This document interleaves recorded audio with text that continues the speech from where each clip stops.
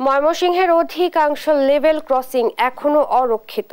Rail লাইনের দুপাশে অবৈধ কাঁচা বাজার থাকায় মাঝে মধ্যে ঘটছে দুর্ঘটনা।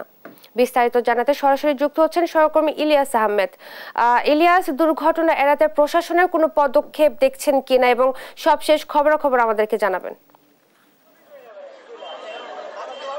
ধন্যবাদ। আমি এখন দাঁড়িয়ে আছি ময়মনসিংহ নগরীর শানকিপাড়া বাজারে, অর্থাৎ এই বাজারটি শানকিপাড়া রেল ক্রসিং বাজার হিসেবে পরিচিত।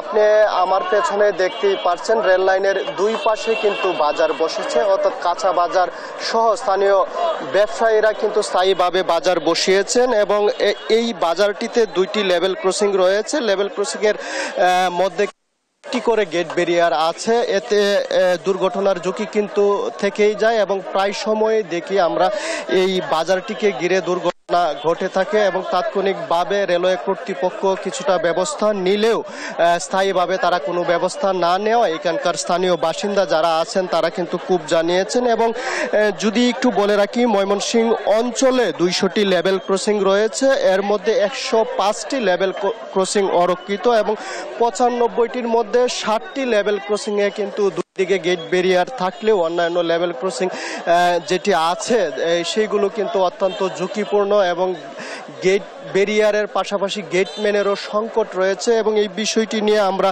যারা গেটম্যান আছে তাদের সঙ্গেও কথা বলেছিলাম। গেটম্যানরা বলছেন তারা বেশিরভাগ গেটম্যান যারা আছেন তারা কিন্তু প্রকল্পের আওতায় কাজ করে থাকেন এবং তারা ঠিকমতো বেতন পান না এবং তারা কিন্তু ট্রেন আসার সিগন্যালও পান না, যে কারণে প্রায় সময় দুর্ঘটনা ঘটে। আমরা শানকিপাড়া লেভেল ক্রসিংয়ের একজন গেটম্যান রুবেলের সঙ্গে একটু যুক্ত হতে চাই। রুবেল, জানতে চাই আপনাদের কি কি সমস্যা? আপনারা এই তো একটু আগে বলছিলেন যে সিগন্যাল পান না, কি কারণে পান না? আমাদের সিঙ্গেল পায় না, আমাদের কোনো ব্যবস্থা নাই, সিঙ্গেল ব্যবস্থা নাই। আমরা নিজ ইচ্ছায় আমরা রেল লাইনে দাঁড়ায় থেকে আমাদেরকে ডিউটি করতে হয়, কখন গাড়ি আসে না আসে সেই শিডিউল দেখে আমাদেরকে লাইনে দাঁড়ায় থেকে ডিউটি করতে হয়। এবং আমাদের একটা বেরিয়াল ভাঙা, আর আমরা আর একটা বেরিয়াল ফালাই দিলে স্থানীয় পোলাপান মনে করেন যে রাগ দেখায়, মারামারি করে আমাদের কাছ থেকে রাগ দেখায় গেট আঙ্গায় চলে যায়।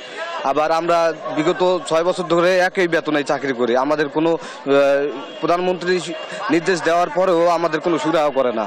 আমরা খুব বিপদের মধ্যে আছি, আমাদের অনেক সমস্যার মধ্যে আমরা এখন বর্তমানে এই চাকরিটা করতেছি ঝুঁকিপূর্ণভাবে।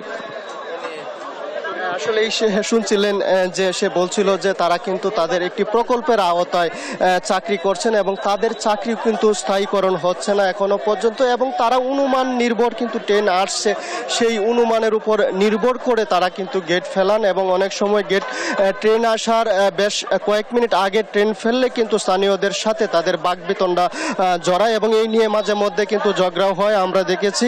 এবং বিশেষ করে বলা যায় যে গত 23 এপ্রিল কিন্তু আমরা দেখেছি নগরীর বিদ্যাময়ী লেভেল ক্রসিং পার হতে গিয়ে কিন্তু 2 জনের মর্মান্তিক মৃত্যুর ঘটনা ঘটেছে এবং প্রায় সময় এমন মৃত্যুর ঘটনা কিন্তু অনাকাঙ্ক্ষিত ঘটনা ঘটছে এই নানান অব্যবস্থাপনার কারণে। এবং এই বিষয়টি নিয়ে নাগরিক নেতা সহ সাধারণ মানুষ খুব জানিয়েছেন এবং তারা বলছেন যে রেল লাইনগুলো আসলে সংরক্ষিত করার দাবি কিন্তু তারা জানিয়েছেন। এই ছিল আমার কাছে ময়মনসিংহ থেকে অরক্ষিত লেভেল ক্রসিং নিয়ে সর্বশেষ তথ্য। ইলিয়াস, আপনাকে ধন্যবাদ। দুর্ঘটনা এড়াতে প্রশাসনের পদক্ষেপ নেওয়ার প্রসঙ্গে বলছিলেন সহকর্মী ইলিয়াস আহমেদ।